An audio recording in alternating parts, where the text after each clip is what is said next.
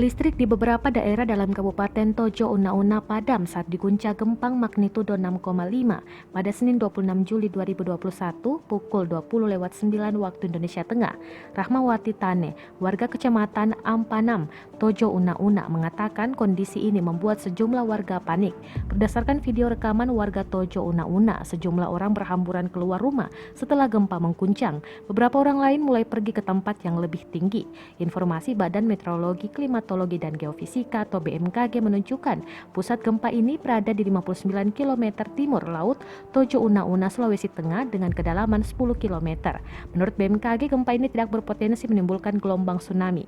Gempa ini juga dilaporkan terasa di Luwuk, Poso, Morowali, Bolmong Selatan, Bolmong Timur, Kota Mobagu, Kota Gorontalo, Kabupaten Gorontalo, Buol, Tomohon, Manado, Ratahan, Bobong, Mamuju Tengah, Polewali Mandar.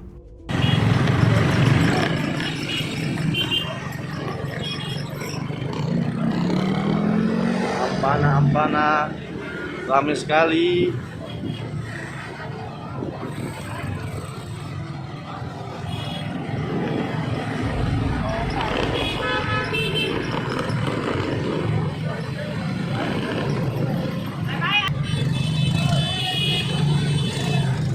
Ramai kali.